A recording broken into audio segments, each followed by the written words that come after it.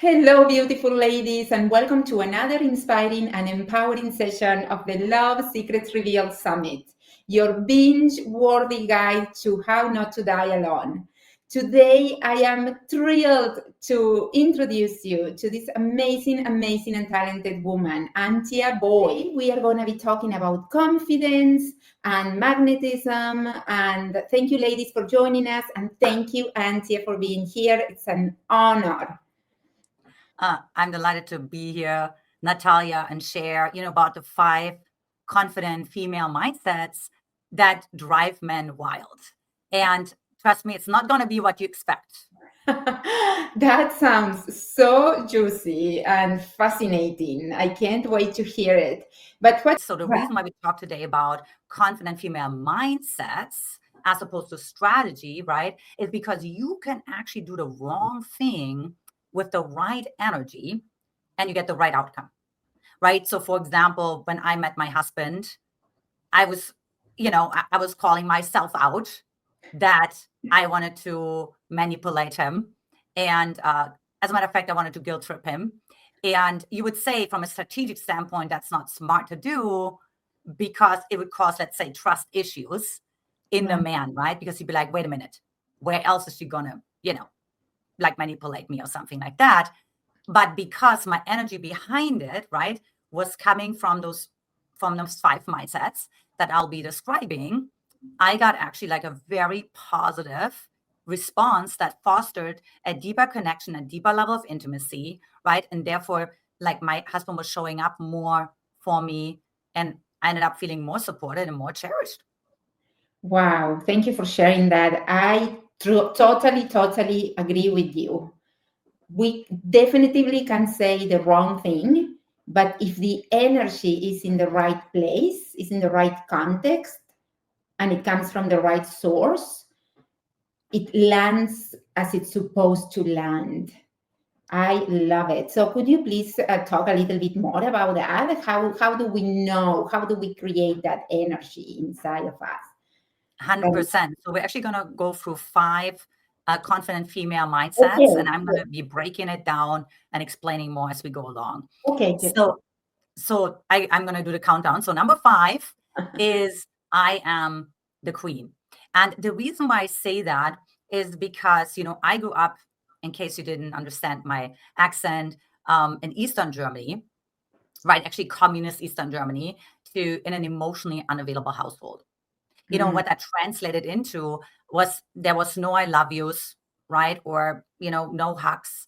And so because of that, I learned to put everybody else on a pedestal, because I wanted to get the approval, right? I was like, well, wait a minute, a little girl, right, has to believe that the dismissive behavior of her parents is related to her behavior, right? Because then she has that false sense of power that she needs to have to continue to stay motivated, right? So I said, oh, wait, it's my fault. So if I just, be more quiet, or if I'm more patient, right? Or if I'm less outspoken, and I'm sure many women who watch this right now can relate, right? Because they also got neglected, maybe even dismissed, abused. Parents had long working hours, decided, oh, let me focus on the other person. And the reason why I say, look, what you actually want to learn is to step into the queen, which is a healthy self-focus, right? So if you put everybody else on a pedestal, right? If you put a man on a pedestal and you're selling out on your own truth, meaning like, let's say you don't set your own boundaries, right? You're like, oh, it's not that important, right? That he didn't hold the door open for me, or it's not that important that he made a slightly condescending comment to me that actually feels like really uncomfortable and actually kind of unsafe to me. It's okay. I'm probably just exaggerating, right? So we just kind of overwrite our own internal dialogue, right? But a queen doesn't do that. But a queen is actually the healthy balance between what we call here, between the bitch and the doormat. And so, of course, the childhood that I came from, doormat behavior, which means giving everybody else the benefit of the doubt, right? Like being a people pleaser, giving all my power away, right? And what that means is like my whole world was just about the man. As a matter of fact, it was like a total codependent party, so to say, right? Calling him five more times, adjusting my response when he didn't reply, over justifying, over explaining, over apologizing. I'm sure you can relate. Yeah. However, the queen is saying, look, I'm not the bitch, right? Because the bitch is like, well, I don't care. She's totally aloof, ice queen, so to say. But you know what's nice about the bitch? That she has boundaries. Yes. And a bitch is also self-focused. Now I'm talking archetypes, right? I'm not talking that you're a bitch, but the archetype of the bitch has boundaries. But you know what? Interestingly enough, when you come from the people pleaser perspective, like I did, guess what? I didn't want to be the bitch, right? I didn't want to be mean, right? I don't want to be rude. Right. I didn't want to be careless. Because guess what? I bet with you anything, that's what your mom or your dad was, right? Right. I had a mom with narcissistic Mm. personality disorder. Okay. And so because of that, guess what? I made sure that I'm never selfish, right? I made sure I'm never manipulative. You went to the other extreme. You overcompensated. You're exactly right, Natalia, right? The pendulum swing, right? That's so Right. classic. Right? But of course, you have nowhere to go, girlfriend, other than to men who disrespect you, make empty promises, right? Don't follow through. And you Mm. think what hurts the most? It's after moments where you shared something vulnerable, right? Like maybe you shared like a vulnerable dream that you had or a vision that you never shared. Silence. And Right. he's never texting you back. He may be even going into ghosting. Out of the sudden, there's like a 2-word message every other day. No longer, the paragraphs that you were texting before, right? Right. So that's why, so you want to find yourself in the queen, because I always say, look, the queen is either putting herself on a pedestal or she takes the other person off the pedestal. So you can pick. I always say the soulmate is real, but the pedestal you put them on is not. So female mindset number 1 is I am the queen. Beautiful. Fascinating. Love it. Love it. Love it. What about number 2? And by the way, the last thing I want to add on is women always tell me, I want to attract this king, right? I want to attract somebody who's set. I want to attract somebody who's in a masculine. I want to have somebody who trusts himself. Well, that's a king. But you know what the king is telling us? Because my husband worked with men for 10 years. He said, you know what? I will treat you like a queen, but you have to know that you are one, right? So the king is not spending his time trying to convince you. Mm. Right? It's not like, oh, well, are you sure? Right? Like, today I feel a little fat and, king, you got to know that you're one, right? All right. So let's go to confident female mindset number 4. And that is I am safe. Now, as you can imagine, what I've seen with my really successful women all the time, I've myself spoken on hundreds of stages all over the world, Google, Harvard, you name it. So I came across a super successful, highly accomplished women, right? But you know what? Externally, incredibly accomplished. Internally, feeling emotionally unsafe, right? And Right. again, why is that? Well, because they had like an emotionally unavailable parent, right? I went to the wedding of one of my clients, to give you an example, and the mom wrote into the wedding album, right, as the highlight of the whole child's life is when the child became valedictorian of the class, right? So what does that tell you? Well, she grew up in an extremely achievement-focused household. You know what the answer should have been? And Natalia, I'm sure you relate, right? Should have been when she was born, right? When I Right. held her for the first time. You know what I mean? When we had our first daughter, mom, whatever it is, coffee date or something, right? Something Right. emotionally bonding. But she's like, when she was valedictorian, I cried. That's the only time when I cried. And so then because of that, a woman learns not to trust her emotions and doesn't feel emotionally safe. And neither did I. And then, of course, guess what happens? You attract emotionally unsafe men into your life. They also don't feel safe with their emotions. And what does that look like? Well, again, they break promises. They don't trust themselves, which is why they break the agreements, because they don't respect themselves. Or the other way how it can fall is they can look extremely, let's say, feminine, which means they don't have that much drive. Or maybe they are more like an addict, right? Could be an addict like to actually alcohol or drugs, could be an exercise alcohol addict, could take on many forms, right? But that's because you're emotionally imbalanced. Guess what? you're going to attract a man who's also emotionally unbalanced, right? So the first goal that I always teach my women is actually breathing into their body, say, I am safe. But after you set a boundary, instead of like being afraid that he's going to yell at you or he's going to tell you, well, who do you think you are? Right? Because maybe that's what your dad did. Right? Or maybe you were growing up in an abusive household, or maybe you were belittled by your mom because she was secretly competing with you because you had narcissistic traits, right? Like it's okay, I'm safe, right? I'm safe to be seen. Okay, very important. Love it. Yes, absolutely, absolutely. We learn how to love with our primary caregivers, so that prime us, that give us an imprint. And if we see that we are attracting relationships that don't feel good, or we are not treated in a way that feels safe in our body, it's very, very smart to go and take a look at that, not from a place of shame or there is something wrong with me, but from a place of, okay, if I want to change something in my life, it's my responsibility to do it. So I love number 2. Number 4, sorry, we are going.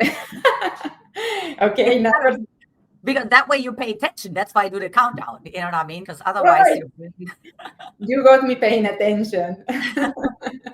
But do you want to hear the next confident female mindset? Yes. So confident female mindset number 3 that drives guys wild is I trust. And give you, is that just amazing? Is that just amazing? Okay, yes. I give you a little story. So 2009, yeah, I was dating once upon a time. I've been happily married for 11 years to my dream man, and we have 2 incredible kids. Yes. But once upon a time, I was dating, and I met this guy online. It was Spiritual Singles. I don't know if that's still existing, by the way. But, you know, he lived in Chicago and I lived in, I think, LA at the time. And, you know, ladies, what do we do, right? We fill in the blanks, right? We create this fantasy, you know, and his voice sounds amazing. And, you know, and I loved how he described his world, right? He had a very good way. He had the gift of the gap. If you heard that, the golden tongue, right? Or the silver tongue, I think is what my son. See, this is, by the way, what happens because I'm from Germany. I always do the wrong translation, so don't bother. You know what I mean? But one night, you know, of course, what ended up happening is, of course, he had more dismissive avoidant attachment style, which means he was starting to withdraw. When he started, we were becoming emotionally more intimate and started to become more connected, talked about all kinds of, you know, more important topics. And I went into complete panic mode, Natalia, like complete panic. I mean, I couldn't get out of bed. It was almost like a panic attack. And I felt like I was in this dark hole, right? And I'm sure some women who watch this right now totally relate to this, right? Yes. And I said, what do I do? I have to do something really extreme because it feels like something is it's overwhelming, right? So I have to do something extreme on the other side. So you know what I did? I realized I don't trust. Right? I don't trust that a man is actually going to respond back, that he's going to come back. And that's, of course, because I had abandonment wounds from my childhood, of course, right? And so I decided to write 134 times. I showed it to my women actually in my program. It's true. I trust, right? Because I'm like, okay, my brain doesn't get trust. Like, I don't understand trust. So wrote I trust, put it all over my wall. I'm not saying you have to go to that extreme. Sometimes you have to, because I realized, you know what? My thoughts were so obsessive that I get abandoned, right? My automatic internal dialogue was so like negative that I'm like, I have to counter it with obsession, if that makes sense, right? Massive action. Yeah, massive reaction. Until something changes almost, right? Like you write it until you feel something different. Yes. And for someone different. That was great that you did that. That was very, very good. I love it. Good job. You know, but of course, talking about attachment styles, of course I didn't trust, right? Because I did like an inconsistent caregiver. Sometimes got attention, sometimes I didn't get attention. I remember I was only 18 months old, right? I was 18 months old and I was trying to crawl to my mom's bed. And she rolled over and said, "Stör mich nicht," which means in English, "Don't bother me." Oh, you know, and so of course, because of that, what do you do in that moment? Like, think about it, right? Yeah, a the little whole girl is like, world collapses. Is your life depends on that human being, not only the emotional life, the physical life. I'm yeah. so So sorry you had to go through that. That's not good.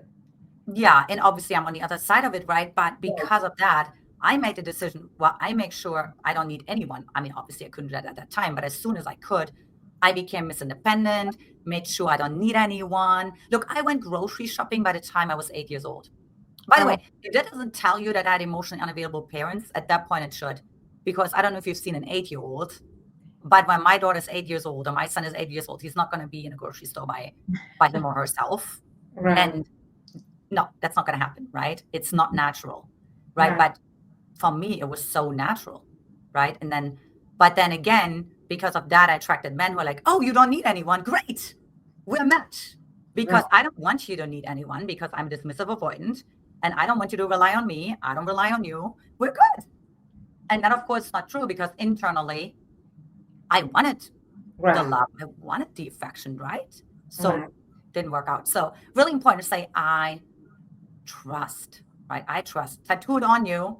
I'm a tattoo person, but if you are, tattooed Right. on you in your own language, if you can, so that it's extremely meaningful to you. Absolutely, yes. It's a powerful mindset shift that when I just do that with my women, it's the nervous system rewires because Right. it's like that's what it is.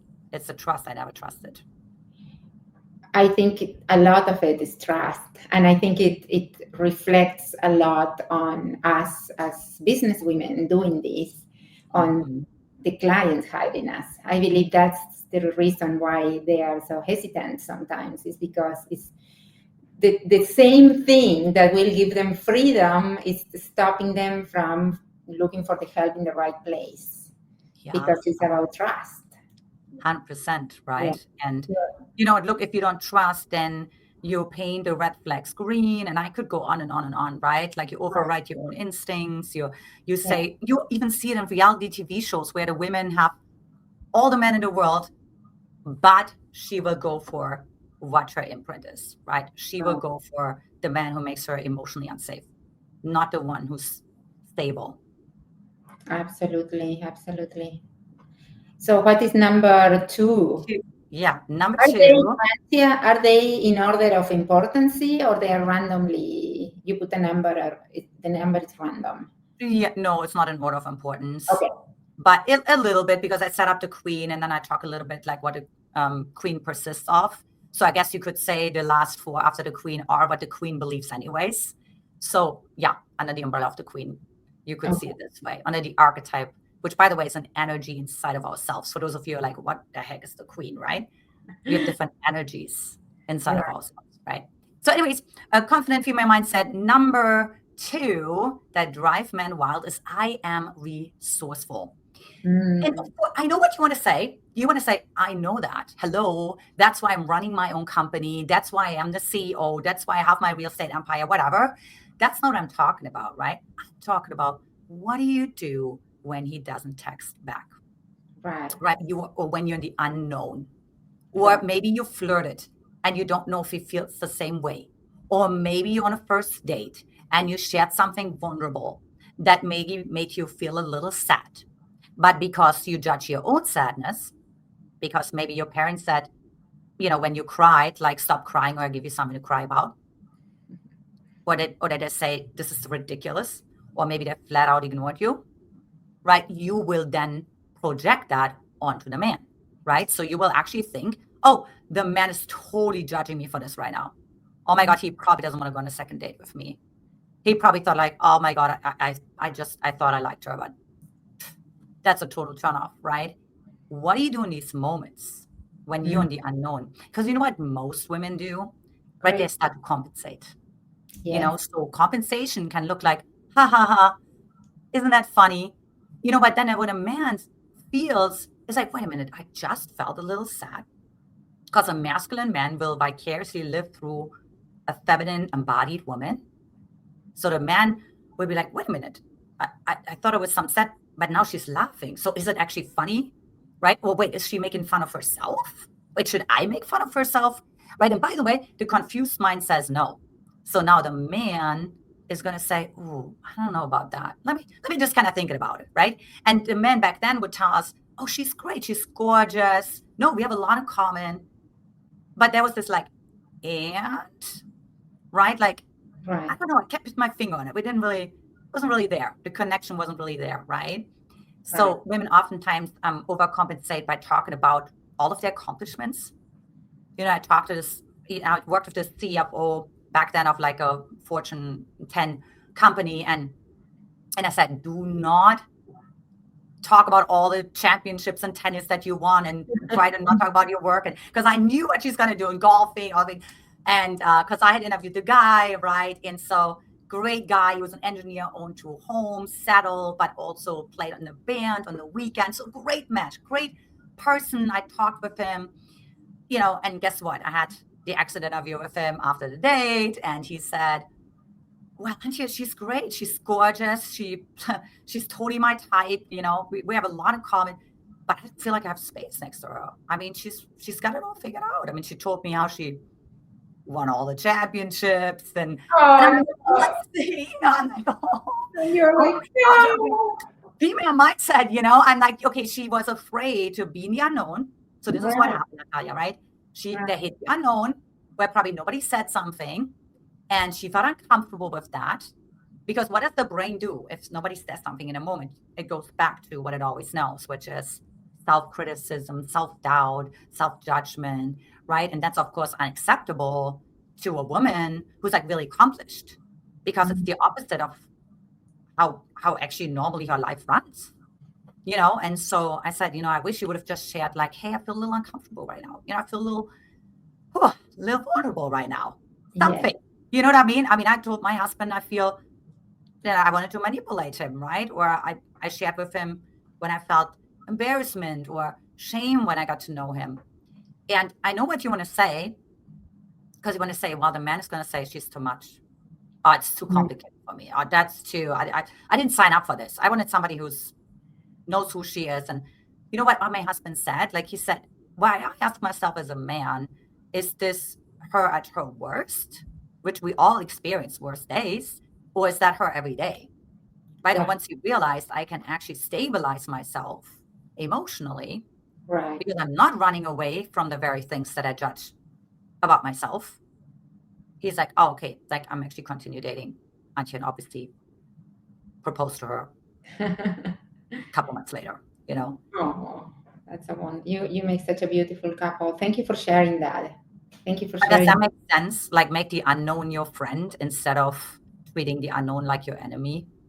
Absolutely, absolutely. I believe there is like you do too, that finding and creating love happens in that age where the comfort zone finishes and the unknown starts, and that's what we do. Many of the things we do, we teach them how to walk on that edge where they don't fall into the panic zone, but they also don't fall into the comfort zone. So that is what being resourceful it's about having like training wheels and being able to, or a stick, and being able to walk that edge that is so scary, but also it's so exciting.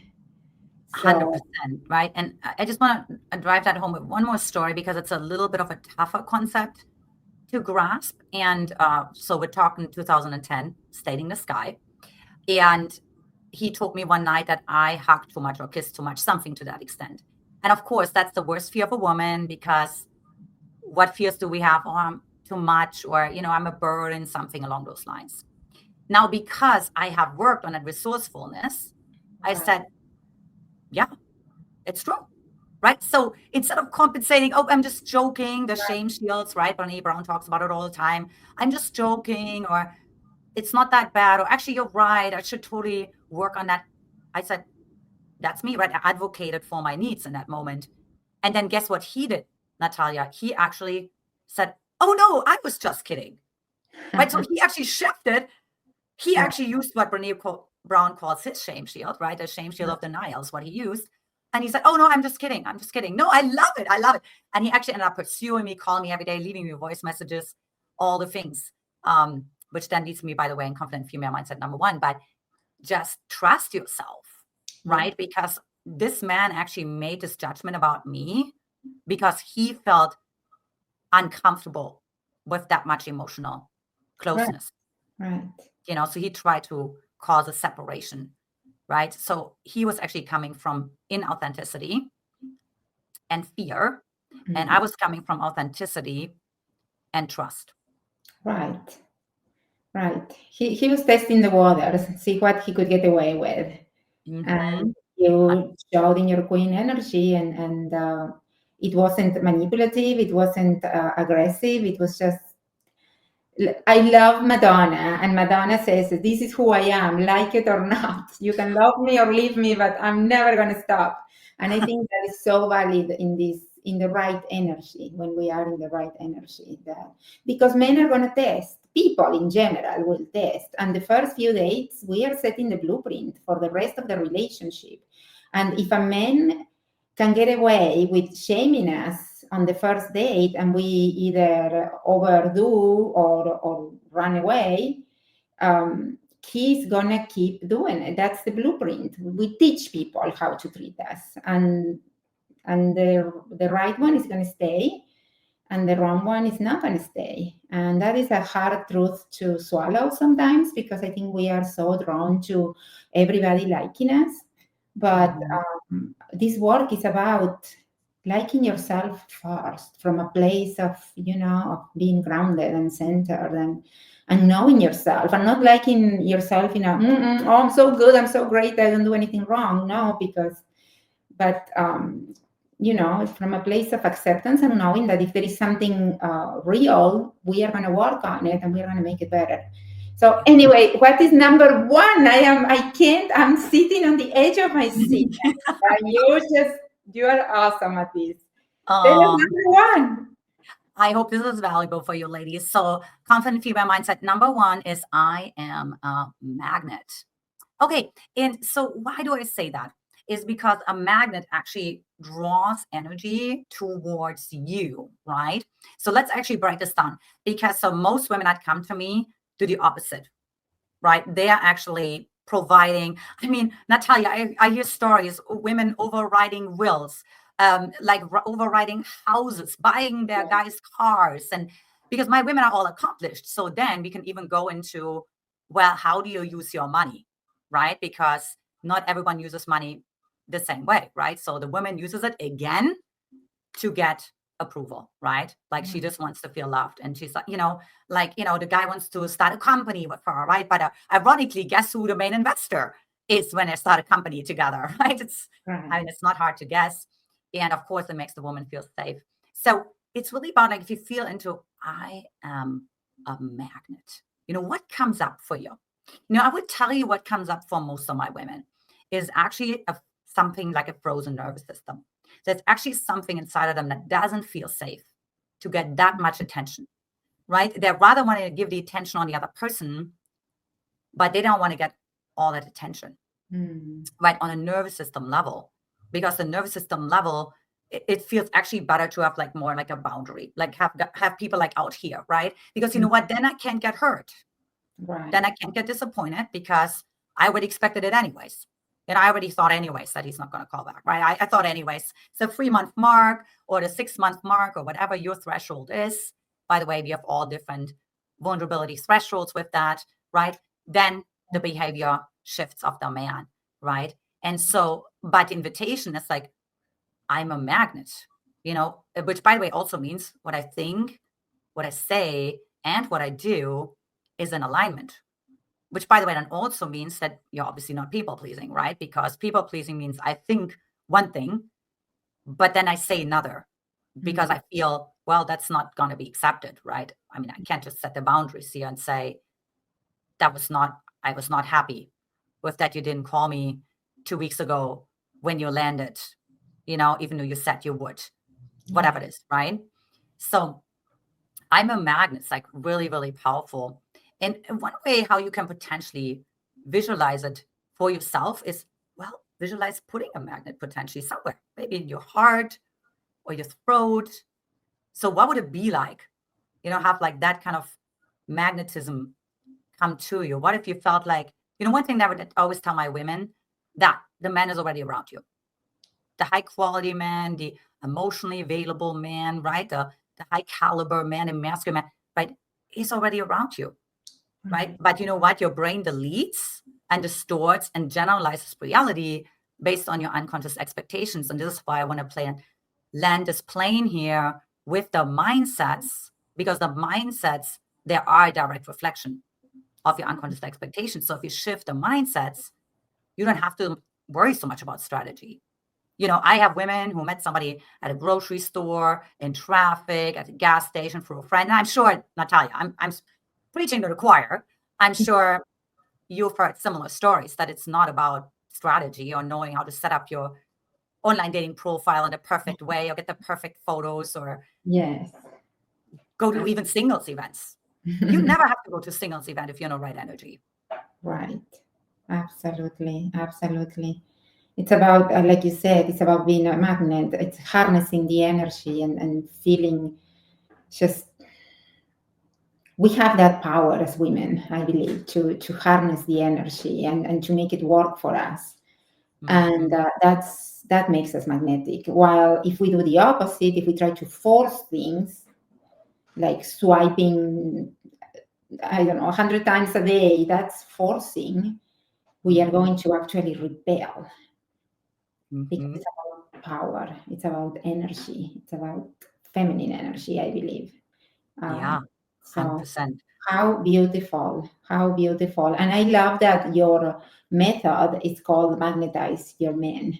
It's like they're a great way to wrap it up, because it ends there. I love it. Okay, ladies, there you have it. The 5 steps, to make a man lose it for you. This is beautiful. It has been so rich in learnings and lessons. I'm sure they are going to have to watch it a couple of times, this video training. But in the meanwhile, I know you have a gift for our audience to go a little bit more in depth, to also have access to your social media, to your website, because I'm sure they are going to have questions and they are going to want to get in touch with you or your husband, because this is a couple-owned company. It's Antia and Brody. And so please, the red carpet, what do you have for the ladies?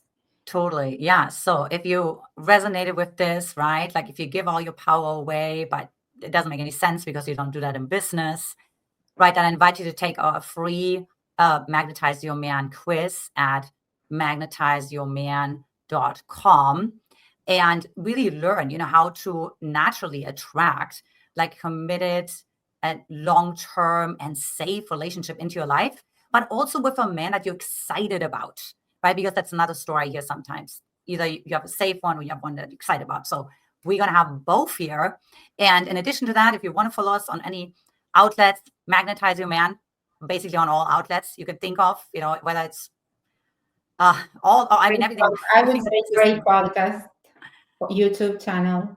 YouTube, TikTok, Instagram, everything. Magnetize Your Man is the handle there. And but yeah, looking forward to helping you break through all the limiting beliefs that you have that you didn't even know that you have, and attract the love of your life.